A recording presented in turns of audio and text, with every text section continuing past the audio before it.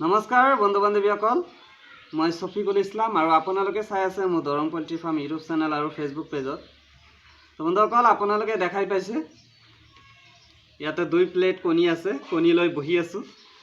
তো এই কণীখিনি এতিয়া কি কৰিম, মেচিনত ভৰাই দিম। যেহেতু মেচিনটো এনেই খালী পৰি আছে, কেইদিনমান আগতে পোৱালি ওলাইছে, যেহেতু আপোনালোকে দেখাই পাইছে। তো এতিয়া প্ৰায় আপোনাৰ 24টা কণী দিয়া আছে মেচিনত, যেহেতু প্ৰায় আধা আধি খালী আছে। তো সেইকাৰণে ভাবিছোঁ যে নতুনকৈ আকৌ কণী ভৰাই দিওঁ মেচিনত।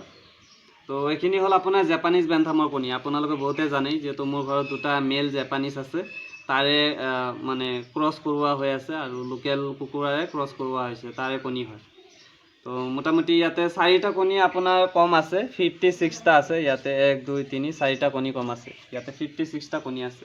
তো এতিয়া কি কৰিব লাগিব, মাৰ্ক কৰিব লাগিব। মাৰ্ক কৰি তাৰপিছতহে কণী মেচিনত ভৰাই দিম কণীখিনি। তো ইয়াতে আপোনালোক আৰু এটা কথা কৈ দিওঁ, যিহেতু অহাকালি আমাৰ ঈদ উল ফিতৰ আছে। তো আপোনালোক সকলোকে মোৰ তৰফৰ পৰা, মোৰ ফেমিলিৰ তৰফৰ পৰা আপোনালোকক সকলোকে জনাওঁ ঈদৰ বহুত বহুত শুভেচ্ছা। আৰু লগতে মোৰ ফালৰ পৰা, মোৰ ফেমিলিৰ ফালৰ পৰা আপোনালোকক দাৱাত থাকিল ঈদৰ। যদি আপোনালোকে পাৰে সম্ভৱ আহি যাব আমাৰ ঘৰত, ঠিক আছে। তো মোৰ তৰফৰ পৰা, মোৰ ফেমিলিৰ তৰফৰ পৰা আপোনালোক সকলোকে ঈদৰ দাৱাত দি দিম, আহিব দেই। আৰু আমি অহাকালি যাম নামাজ পঢ়িব, ধুনীয়াকৈ নামাজ চামাজ পঢ়িম। আৰু যিহেতু ঈদ জানেই, এবছৰ মূৰত যিহেতু ৰমজানৰ ঈদ আহে, তাৰপিছতে আমাৰ মানে ডাঙৰ ঈদ। আগতে আমি সৰু ঈদ বুলি কওঁ, তাৰপিছত ডাঙৰটো আহে, ঈদ উল ফিতৰ আৰু ঈদ উল আজহা, ঠিক আছে। 2টা ঈদ আহে আমাৰ বছৰত।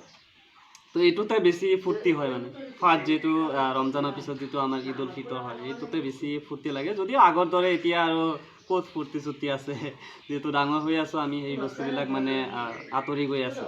যিটো আমাৰ কৈশোৰ কাল অৱস্থাত পাইছোঁ, মানে শৈশৱ কাল অৱস্থাত পাইছোঁ আমি, যিটো বয়স যে 10 টকাৰ কাৰণে কান্দিব লগা হৈছে, ঈদৰ কাপোৰৰ কাৰণে মানে কান্দি থাকিব লগা হৈছে যে কেতিয়া কাপোৰ আনি দিব।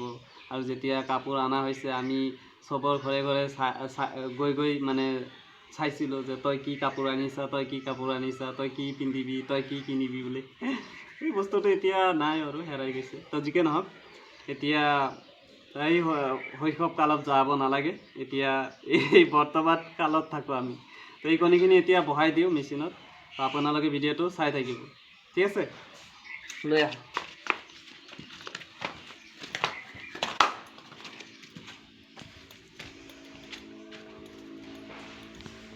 এইটোৱে হ'ল মোৰ মেচিন, যাদুৰ বক্স। ইয়াতে মাত্ৰ কেইটা কণী দিয়া আছে, এইখিনি আপোনাৰ পোৱালি ওলাবই। 5 তাৰিখে বহোৱা হৈছিলে, আপোনাৰ মাৰ্চৰ 5 তাৰিখে। তো এইটো চাগে আপোনাৰ 26 তাৰিখে পোৱালি ওলাব, এই 26 এইটো মাহত, মাৰ্চৰে। যিহেতু আপোনাৰ লোকেল কুকুৰাৰ পোৱালি ওলাওঁতে আপোনাৰ মাত্ৰ 21 ডেইজ লাগে। 20 দিনতে আপোনাৰ কণীখিনি ফাটা ষ্টাৰ্ট কৰে, মানে পোৱালি অলপ অলপকৈ ফুট দিয়ে কণীত। তো বাকী এতিয়া কি কৰোঁ, এইখিনি মাৰ্ক কৰোঁ নেকি, তাৰপিছত দেখাই আছোঁ আপোনাক। তাৰপিছত আপোনালোকক দেখাই আছোঁ, মাৰ্ক কৰি লওঁ আগতে।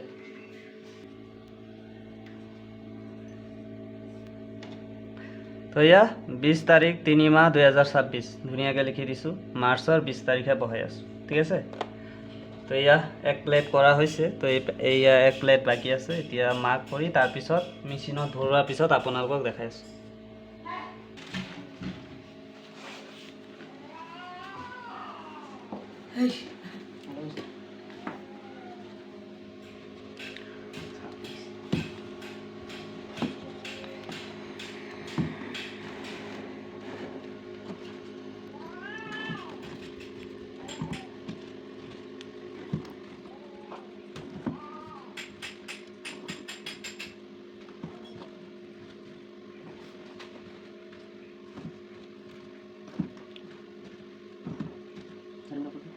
তো এয়া বন্ধুসকল, আপোনালোকে চাব পাৰিছে কণীখিনি মেচিনৰ ভিতৰতে ভৰাই দিলোঁ।